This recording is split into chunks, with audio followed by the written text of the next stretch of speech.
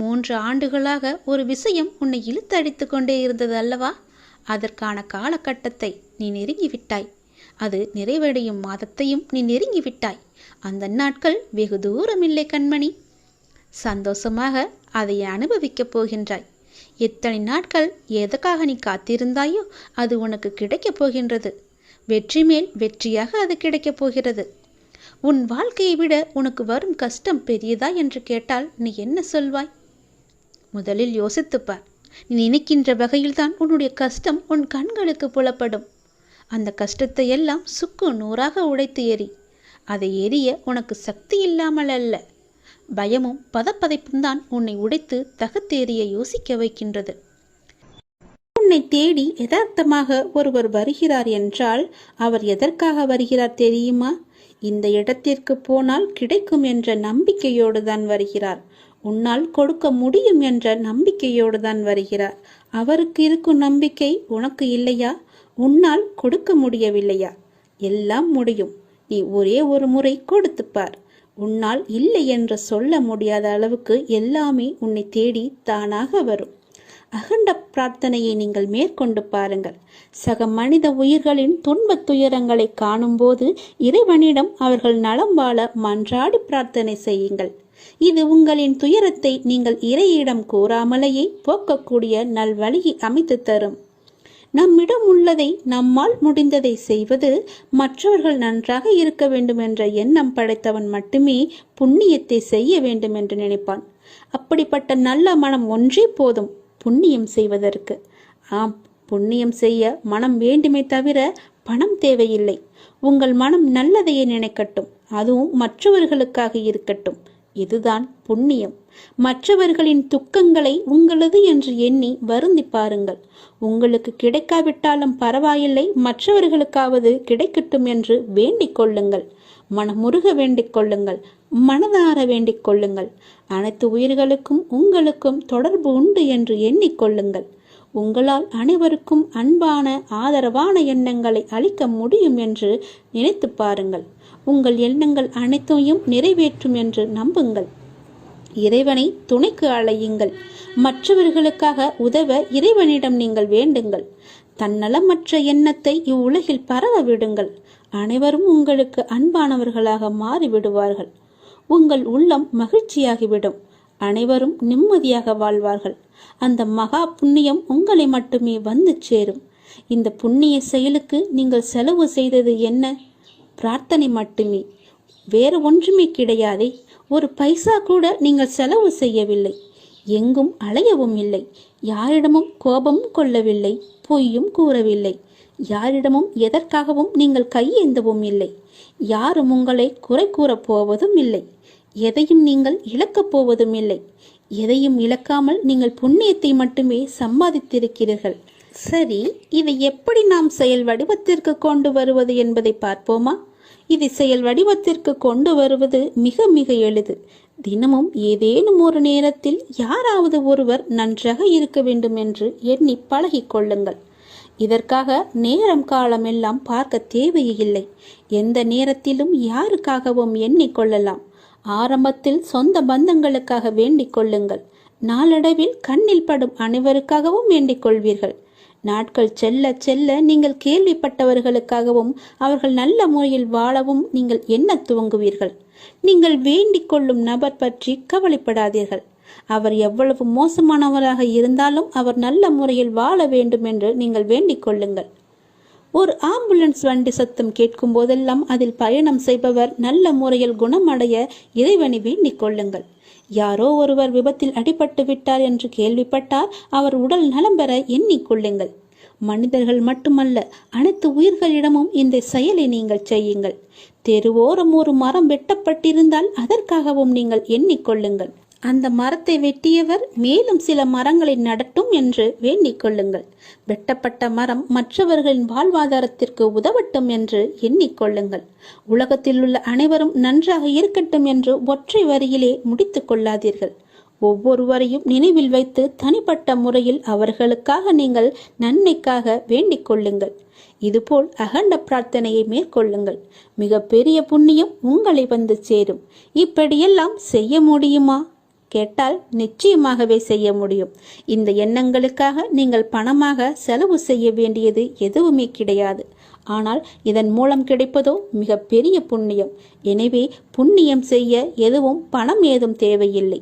நல்ல எண்ணங்களுடன் கூடிய நல்ல செயல்கள் மட்டும் இருந்தால் போதும். நல்ல மனம் இருந்தால் போதும். எல்லாமே உங்களை தேடி தானாகவே வரும். அந்த இறைவனே உனக்குள்ளே குடியேறி விடுவார். பிறகு என்ன? நீதான் கடவுள். நாம் கடவுளிடம் எது வேண்டுமானாலும் அவர் அமைதியாக இருப்பதற்கு காரணம் இருக்கும். நீங்கள் கடவுளிடம் பேசுவதை மட்டும் நிறுத்தி விடாதீர்கள். இறைவனிடம் நீங்கள் பேசுங்கள். இறைவனிடம் பேசும் வார்த்தைகள் மிகவுமே வலிமையானவை. இறைவனிடம் திரும்ப திரும்ப ஒரு விஷயத்தையே சொல்லும்போது அது கண்டிப்பாக நிறைவேறியே தீரும். இறைவனிடம் நீங்கள் கேட்கும் ஒவ்வொன்றையும் அவர்கள் கவனித்து கொண்டு தான் இருக்கிறார். உங்கள் பிரார்த்தனைகள் கண்டிப்பாக ஒரு நாள் நிறைவேற்றப்படும். அவருடன் பேசுவதை மட்டும் நிறுத்தி விடாதீர்கள். ஒரு விஷயம் நமக்கு நடக்க வேண்டும் என்றால் இறைவனிடம் முறையிட்டு கொண்டே இருங்கள். இது நடந்தே ஆக வேண்டும், இதை சரி செய்யுங்கள் அப்பா என்று சொல்லிக் கொண்டே இருங்கள்.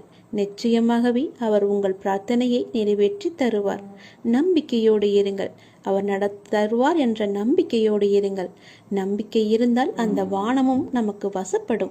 இந்த பிரபஞ்சத்தையே ஆளும் மிகப்பெரிய சக்தி உங்களது தேவைகளையும் கண்டிப்பாக நிறைவேற்றும். இறைவனால் நிறைவேற்ற முடியாத அளவிற்கு பெரிய பிரார்த்தனைகள் எதுவுமே கிடையாது. அவர்தான் அந்த பிரச்சனையை உருவாக்கியவர். உருவாக்கியவருக்கு பிரச்சனையை தீர்க்க தெரியாதா? உங்களுக்கு தேவையானதை கண்டிப்பாக அவர் வழங்கிக் கொண்டே இருப்பார். அதை யாராலும் தடுக்க முடியாது. இதுவரை இறைவன் கொடுத்ததற்கு இனி கொடுக்க போவதற்கும் என அனைத்துக்குமே நீங்கள் நன்றி சொல்ல வேண்டும். நன்றி சொல்ல மறவாதீர்கள். உங்களை கைப்பிடித்து வழி நடத்தி கொண்டிருக்கும் சக்தியை முழுமையாக நம்புங்கள். நீங்கள் யார் மீது ஒருவர் மீது நம்பிக்கை வைத்திருக்கிறீர்களோ அது முழுமையான தூய மனதுடன் கூடிய நம்பிக்கையாக இருக்க வேண்டும். எது செய்தாலும் அசைக்க முடியாத நம்பிக்கையாக இருக்க வேண்டும்.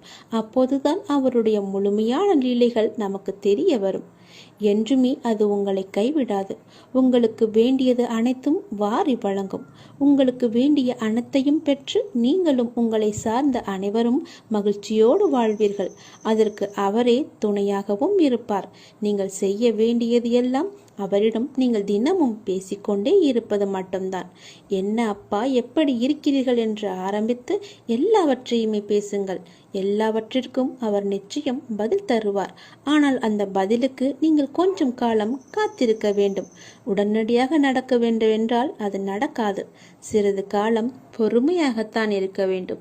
இப்போது நீங்கள் செய்ய வேண்டிய மிக முக்கியமான காரியம் என்னவென்றால், உங்களுக்கான காரியங்கள் நிறைவேறப் போகும் இந்த நாட்களில் மிக பொறுமையாக இருப்பதுதான். நீங்கள் பொறுமையுடனும் நம்பிக்கையுடன் இருப்பதுதான் அவருக்கு நீங்கள் செய்யும் வழிபாடு, தொண்டு என்று கூட வைத்துக் கொள்ளலாம். அவர் உங்களிடம் வேறு எதுவுமே கேட்கவில்லை. நான் உங்களுக்கு செய்து தருகிறேன், அதற்கு பதிலாக நீங்கள் என் மீது நம்பிக்கையும் பொறுமையாக இருங்கள் என்று சொல்கிறார். நான் உன் அருகாமையிலேயே எப்பொழுதும் இருக்கின்றேன். உன்னை பார்த்து கொண்டுதான் இருக்கிறேன். உனக்கு என்ன நடக்கிறது? உன்னுடைய பிரச்சனை என்ன? நீ மகிழ்ச்சியாக இருக்கிறாயா இல்லை துன்பக்கடலில் சிக்கிக் கொண்டு இருக்கிறாயா என்று எல்லாமேவற்றையுமே நான் பார்த்து கொண்டு தான் இருக்கிறேன். நீ எதை பற்றியுமே கவலைப்படாதே. நான் உன்னுடனேயே இருக்கிறேன். தாளிடப்பட்ட கதவுகள் என்னை தடுத்து விட முடியாது. நீர் எங்கு இருந்தாலும் என் நினைவில் வைத்துக்கொள். என் நாமத்தை உச்சரி. உமக்கானதை நீ நிச்சயம் கிடைக்கப் பெறுவாய். இது எனது சத்திய வாக்கு. என் வார்த்தைகள் மீது நம்பிக்கை வைத்து நீ செயல்பட்டு கொண்டு இருக்கிறாய் அல்லவா? பிறகு எதற்காக நீ கவலைப்படுகிறாய்? என்றும் என்றென்றும் உங்களோடு நான் இருந்து கொண்டே இருப்பேன். இப்பொழுது இந்த நொடி நான் உன்னுடன் தான் இருக்கிறேன். நீ எங்கு வேண்டுமானாலும் பார். என் ரூபத்தை நீ காணலாம். உனக்கு நல்லது நடந்து கொண்டே இருக்கப் போகிறது. எனது அருளும் ஆசையில் யாரும் ஒன்றுதான். எனது பக்தர்களை பிரித்து பார்க்காதவன் நான். நம்பிக்கை பொறுமையுடன் அமைதி காத்து கொண்டிரு. என் பக்தனுக்கு எல்லாமே சாத்தியமாகும். நல்லதே நடக்கும். எனது அன்பு குழந்தையே, நீங்கள் கடந்து வரும் பயணத்தில் கடைசி நிமிடத்திலும் பொறுமையையும் புத்திசாலித்தனமும் தைரியமும் இருந்தால் எப்படிப்பட்ட துன்பத்தையும் எளிதாக நீங்கள் கடந்து விடலாம். காலச்சக்கரமானது சுழன்று கொண்டே இருக்கிறது. ஒவ்வொரு திருப்பத்திலும் வாழ்க்கையின் போக்கை மாற்றுகிறது. பருவங்கள் குளிர்காலத்துடன் முடிவடையாது. வசந்தம் துளிர்விடும் சிறப்புடன் திரும்புகிறது. சுழலும் சக்கரம் மேலும் கீழும் அசைவது போல ஒரு நீண்ட இரவுக்கு பின் அழகான ஒரு வெளிச்சம் வருவது போல ஒரு பிரகாசமான ஒளி உதயமாகும் இல்லவா? அது போலத்தான் உங்களுடைய இன்பங்களும் துன்பங்களும் நம்மை தவிர்க்க முடியாமல் பின்தொடர்ந்து கொண்டிருக்கின்றன. இவை எல்லாமே உன்னுடைய முன்ஜென்ம கர்மாக்கள். ஆனால் தொந்தரவு இல்லாமல் இருப்பது வாழ்க்கையின் முக்கியத்துவம். உண்மையை அறிந்து கொள்ளுங்கள். எதுவாக இருந்தாலும் அப்பாவின் பாதங்களை நீங்கள் சரணடைந்து விடுங்கள். அவருடைய பாதங்களை நீங்கள் பற்றி கொள்ளுங்கள். சதா காலமும் அவருடைய நாமத்தை நீங்கள் ஜபித்து கொண்டே இருங்கள். உங்களுக்கு வேறு எந்த பிரச்சனையும் வராது, எந்த கஷ்டமும் உங்களை நெருங்காது. காலம் கடந்தும் ஆட்சி செய்யும் இறைவனின் முழுமையை நீங்கள் அடைய முற்பட வேண்டும். அப்போதுதான் உங்களுக்கு வந்த கஷ்டங்கள் எல்லாம், துன்பங்கள் எல்லாம் காணாமல் போய் நிம்மதி கிடைக்கும், மகிழ்ச்சி நிலைத்து நிற்கும். அவருடைய நாமத்தை நேரம் கிடைக்கும் போதெல்லாம் ஜபித்து கொண்டே இருங்கள். உன்னுடைய முன் ஜென்ம கர்மாக்களை எல்லாம் அழிப்பதற்கு என்னுடைய நாமம் ஒன்றே, என்னுடைய திரு நாமம் ஒன்றே உனக்கு சிறப்பான மருந்தாக இருக்கும். வந்த இடம் தெரியாமல் ஓடுவதற்கு, உன்னுடைய கர்மா வந்த இடம் தெரியாமல் ஓடுவதற்கு என்னுடைய நாமத்தை நீ ஜபித்து கொண்டே இரு. இடைவிடாது ஜபித்து கொண்டே இரு.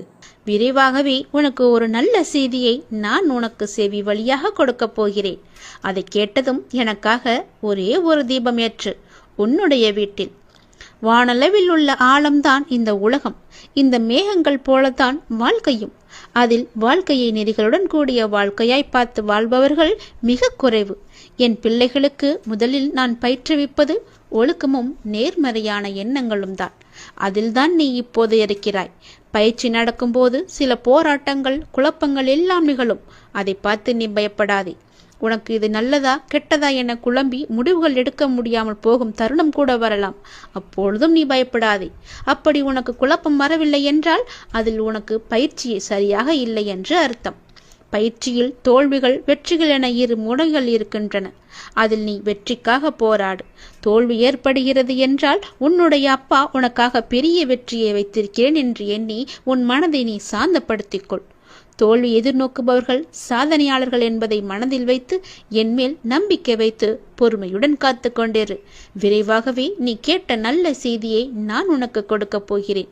அந்த விரைவில் நல்ல செய்தி என் வழியே உன் வீட்டிற்கு வரும். உன் வீடு தேடி வரும். கவலையே படாதே. இனி நீ மகிழ்ச்சியாக இருப்பாய். அந்த செய்தி உன் செவி வந்து சேரும் நேரம் எனக்காக உன் வீட்டில் ஒரே ஒரு தீபம் ஏற்று. உன் தீபத்தின் வழியாக நான் உனக்கு காட்சி தருவேன். உன்னை சுற்றி பார்க்கும் இடமெல்லாம் நானே காட்சி தருவேன். எங்கு பார்த்தாலும் என்னுடைய ரூபமே உனக்கு தெரியும். அதிலிருந்தே நீ தெரிந்து கொள். எனக்கு அப்பனின் அருள் இருக்கிறது என்றும் அப்பன் சொன்னபடியே எல்லாம் நடக்கும் என்றும் உன் மனதை நீ தைரியமாக வைத்துக்கொள். சந்தோஷமாக வைத்துக்கொள். நீ கேட்ட நல்ல செய்திக்கான முதல் அறிகுறி என்னுடைய காட்சித்தான். ஒளியின் ரூபமாக நான் உன் வீட்டிற்கு வருவேன். வந்து உனக்கு காட்சி தருவேன். நீ எங்கு பார்த்தாலும் நான் உன் வீட்டில் முழுவதுமாக இருப்பேன். அப்பொழுது தெரிந்து கொள்ளலாம்.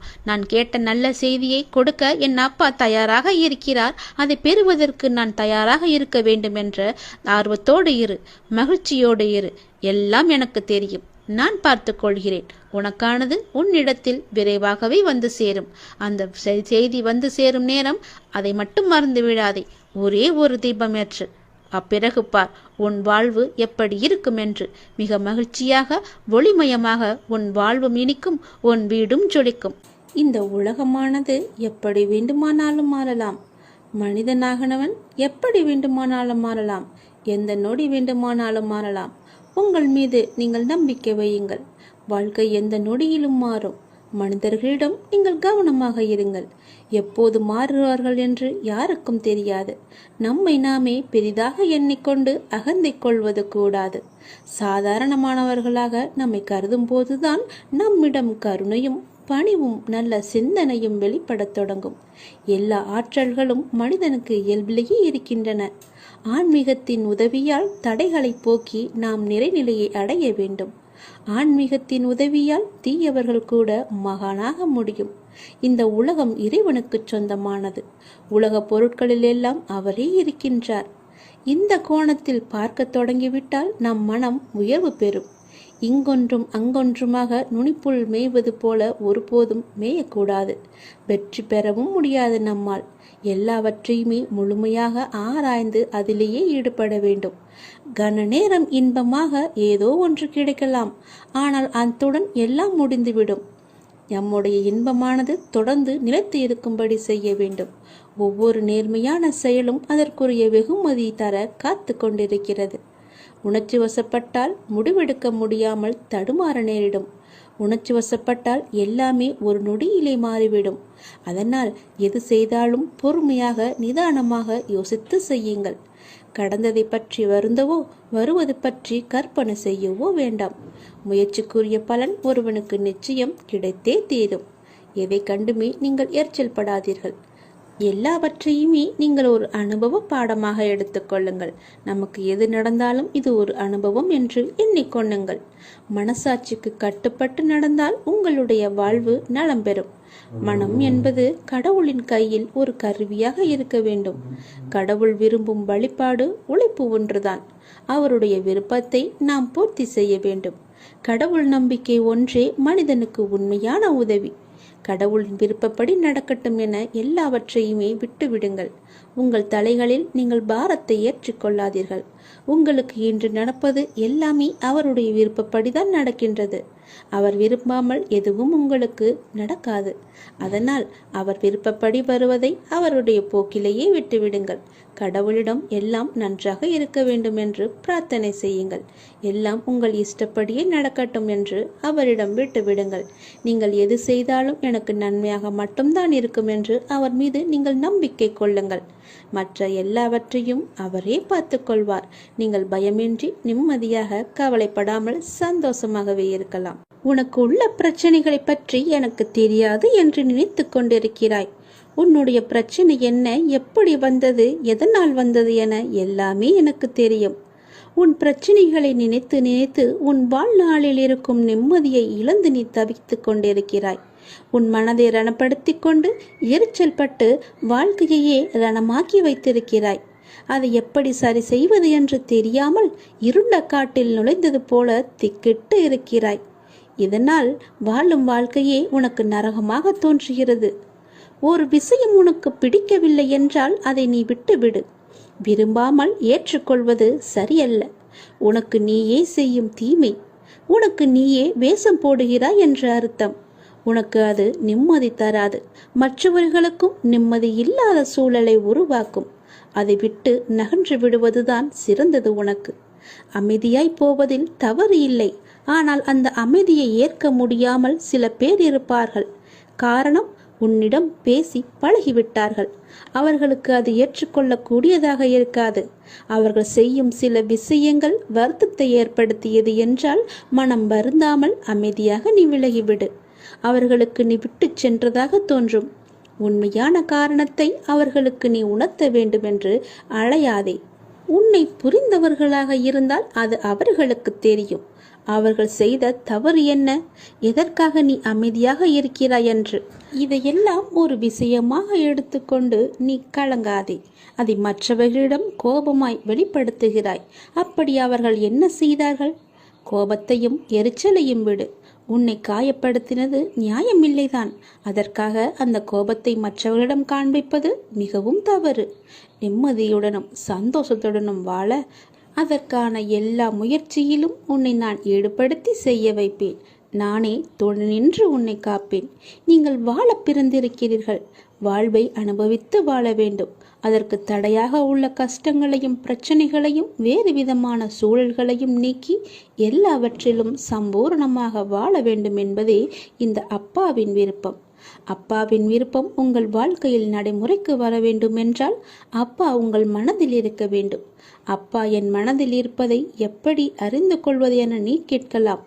எந்த மனதில் அமைதியும் சாந்தமும் நிலவுகிறதோ, எந்த மனம் எப்போதும் அன்பினால் நெகிழ்கிறதோ, எந்த மனம் எப்பொழுதும் பொறுமை காக்கின்றதோ, எந்த மனம் அனைத்தையும் சகித்து கொண்டு போகிறதோ அந்த மனதில்தான் அப்பா முழுமையாக இருக்கிறார். சில நேரங்களில் கஷ்டம் கலங்கச் செய்யும், வேதனை திகைக்க வைக்கும், பிரச்சனைகள் மூழ்கடிப்பது போல தெரியும். ஆனால் திகைக்கக்கூடாது. எதையும் முன் ஜென்மத்து வினை என எடுத்துக்கொண்டு இனி வரும் நாட்களில் நாம் நன்றாக இருப்பதற்காக இந்த நிலையை அப்பா தருகிறார் என ஏற்றுக்கொள்ள வேண்டும். மனநிலை மற்றும் மாறுதல்களுக்கு மௌன சாட்சியாக இருப்பவன் இறைவன். அப்பா எனக்கு எதையும் செய்யவில்லை என கதறி அழுத நாட்கள் உண்டு. அழுத நாட்கள் எல்லாமே முடிந்து போகும். ஆனந்தமான காலம் உங்களுக்காக காத்திருக்கிறது. மரம் இலைகளை உதிர்க்க ஆரம்பித்து மொட்டையாகி நின்றால் மரம் பட்டுவிட்டது என நாம் கதறுவது கிடையாதே. இது இலையுதிர்காலம், இனி வசந்த காலம் வரும் என்பதை நினைத்து நாம் காத்திருப்போம் இல்லையா? அப்படியேதான் உங்களுடைய வாழ்க்கையும். இந்த துன்ப நாட்கள் எல்லாமே முடிவுக்கு வரும். முடிவுக்கு வந்து உங்களுக்கு இன்பம் சேரப்போகிறது. அன்றைக்கு நீங்கள் தகுதியாக இருப்பதற்கு இந்த கஷ்டம் என்ற பயிற்சி உங்களுக்கு அளிக்கப்படுகிறது. அப்பா எப்படி முழுமையானவரோ அப்படியே நீங்கள் முழுமையான தன்மை உடையவர்கள். அவரே முழுமையை நோக்கி உங்களை அழைத்து செல்வார். எதை பற்றியுமே நீ கவலைப்படாதே. உன்னோடு நான் எப்போதுமே இருப்பேன். உன் பிரச்சனைகளை நான் தீர்த்து வைக்கிறேன். எதை பற்றியுமே நீ கவலைப்பட்டு கொண்டே உன்னுடைய வாழ்வை நீ இழந்து விடாதே. நிறையவே பிரச்சனை இருக்கிறது. எதை சொல்லி எங்கே போய் அழுவது என்று தெரியாமல் நீ தினமும் புலம்பி தவித்து கொண்டிருக்கிறாய். எனக்கென்று யாருமே இல்லையே, நீங்களும் இருக்க மாட்டீர்களா அப்பா என்று என்னிடமே நீ கேட்கிறாய். உனக்கு யார் இல்லை? எல்லோருமே இருக்கிறார்களே. நீதான் அவர்களை புரிந்து கொள்ளவில்லை. யார் என்று சொல்கிறேன் தெரியுமா? அந்த கடவுளை தான் சொல்கிறேன். உனக்காக அம்மாவாக அந்த அம்மன் இருக்கிறார். அப்பாவாக அப்பன் ஈசன் இருக்கிறார். குருவாக நானும் இருக்கிறேன். உனக்காக எல்லோருமே இருக்கும்போது, உனக்காக அந்த கடவுள்களே இருக்கும்போது நீ ஏன் எனக்கு யாருமே இல்லை என்று சொல்கிறாய்? உன் கவலையை போக்க அந்த படைத்த இறைவன் எங்களுக்கு தெரியாதா? உன் பிரச்சனை என்ன என்பது எங்களுக்கு தெரியாதா? உன் பிரச்சனையை கேட்பதற்கு எவரும் இல்லை என்று நீ கவலைப்படாதே. உங்களுக்காக உனக்காக நாங்கள் எல்லோருமே இருக்கிறோம். எந்த பிரச்சனையாக இருந்தாலும் சரி, எங்களிடம் சொல். உடனே நாங்கள் தீர்வு கொடுக்கிறோம். உனக்காக, என்னுடைய குழந்தைகளுக்காக நாங்கள் எது வேண்டுமானாலும் செய்வோம். உன்னை படைத்தது யார் என்று நினைக்கிறாய்? உன்னை படைத்தது நாங்கள்தான். எங்களுக்கு தெரியாதா? நீ எங்கு, எப்போது, எப்படி பிறக்க வேண்டும், யார் வயிற்றில் பிறக்க வேண்டும், யார் உனக்கு அப்பாவாகவும் அம்மாவாகவும் இருக்க வேண்டும் என்று எங்களுக்கு தெரிந்துதான் நான் உன்னை படைத்தேன். நாங்கள் உங்களுக்கு செய்வது எல்லாமே நன்மையாகத்தான் இருக்கும். அதனால்தான் இவர்களுக்கு உன்னை பிள்ளையாக படைத்தேன். இப்போது நடந்தது, இதற்கு முன்பு நடந்தது, இனிமேல் நடக்கப் போவது எல்லாமே எங்களுக்கு தெரிந்துதான் நடக்கிறது என்பதை நீ ஏன் மறந்து விட்டாய்? உன்னுடைய கவலைகளை பற்றி எங்களுக்கு தெரியாதா? உன்னுடைய பிரச்சனைகள் எல்லாமே தீரும் நேரத்தை நீ நெருங்கிவிட்டாய். நீ இதுவரை அனுபவித்தது பூர்வ ஜென்ம, முந்தைய ஜென்ம கர்மாவின் பலன்தான். மிச்சம் இருந்தது, அது இப்போது முழுவதுமாகவே தீர்ந்துவிட்டது. இன்னும் நான் உனக்கு நிறையவே கொடுக்கப் போகிறோம். அதை பெறுவதற்கு நீ தயாராக இரு. என்ன கஷ்டத்தை கொடுக்கப் போகிறீர்களா என்றுதானே நீ கேட்கிறாய்? அவ்வளவு சோதனைகளை நீ தாங்கி இருக்கிறாய். அவ்வளவு பிரச்சனைகளை நீ பார்த்து இருக்கிறாய். கவலைப்படாதே. இனி வருவது உனக்கு பிரச்சனை அல்ல, உனக்கு கவலையும் அல்ல, உனக்கு சந்தோஷம்தான். உன்னுடைய பிரச்சனைகள் எல்லாமே முடிந்து விட்டது. அதற்கு தீர்வும் நீ கண்டு விட்டாய். இனி நடக்கப் போவது எல்லாமே உனக்கு ஜெயமாகவே இருக்கும், சந்தோஷமாகவே இருக்கும். நீ கேட்டது அனைத்துமே உங்களுக்கு கிடைக்கும். நீ எதிர்பார்த்தபடியே உன்னுடைய வாழ்க்கை நிச்சயமாகவே அமையும். என் வார்த்தையை நம்பு. உன்னை நான் படைத்தேன்.